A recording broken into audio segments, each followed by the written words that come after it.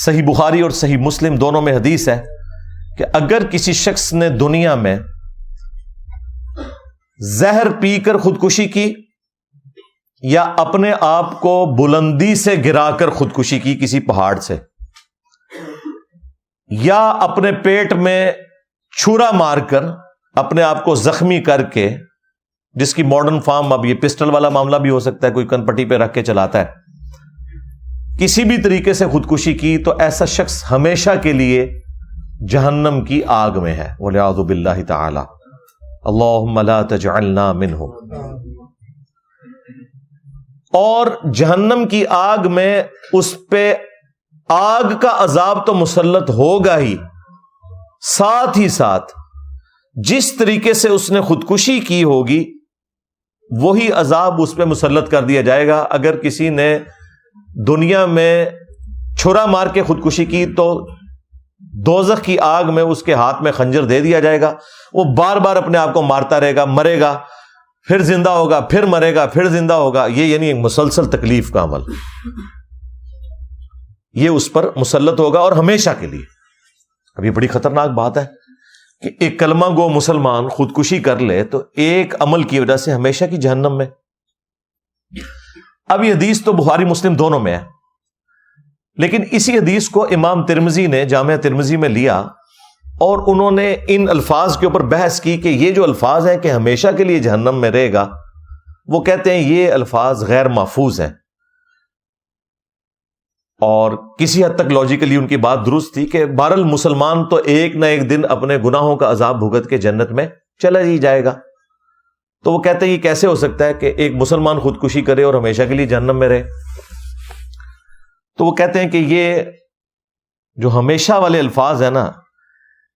یہ چند شاگردوں نے حضرت ابو ہریرہ سے روایت کی ہیں، چند نے نہیں کیے۔ لیکن دوسرے محدثین کہتے ہیں کہ جن شاگردوں نے روایت کی ہیں وہ سارے ثقہ اور صدوق ہیں، لہذا اس روایت کے متن میں کوئی کلام نہیں ہے۔ البتہ اس کی تعویل ممکن ہے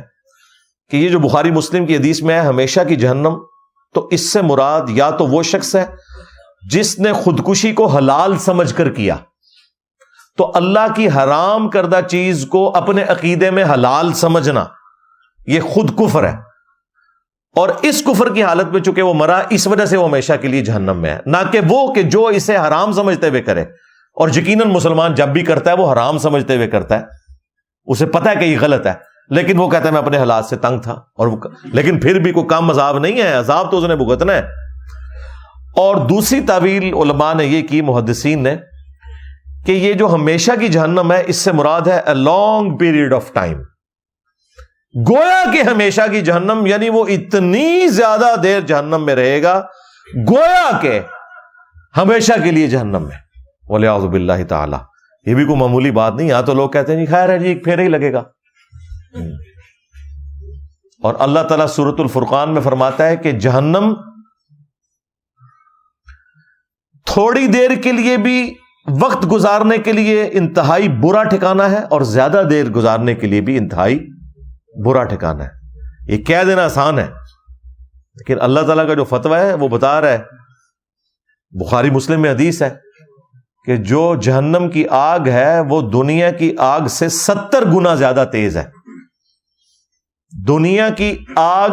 کوئی برداشت نہیں کر سکتا، اس کو 70 ٹائم بڑھا لیں، اور پھر دنیا کی آگ تو روشنی والی ہے، اور جو جہنم کی آگ ہے اس میں بالکل اندھیرا ہے۔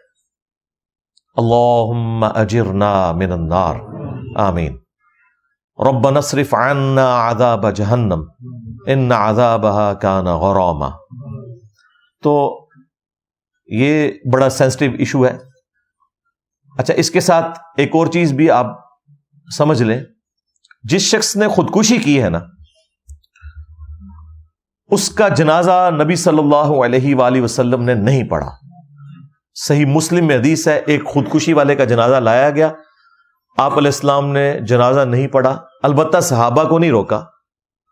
تم پڑھ لو لیکن میں نہیں پڑھوں گا۔ اس کے پیچھے آپ کا ایک پروٹیسٹ تھا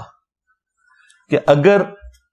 ایک ڈومیننٹ پرسنالٹی خودکشی والے کا جنازہ پڑھے گی تو اس کے عمل کو انڈورس کرنے کے مترادف ہے، لیکن چونکہ ہے کلمہ گو اہل قبلہ لہذا جنازہ تو ہوگا، خودکشی والے کا کافر تو نہیں ہے، مسلمان ہے، تو صحابہ کرام کو اجازت دے دی کہ تم پڑھ لو، لیکن میں نہیں پڑھوں گا۔ اس کے تحت جتنے بھی ڈومیننٹ لوگ ہیں، جو مذہبی پیشوا ہیں، دین کی تبلیغ کرنے والے لوگ ہیں، ان کے لیے سنت یہی ہے کہ وہ کبھی بھی خودکشی والے کا جنازہ نہ پڑھیں۔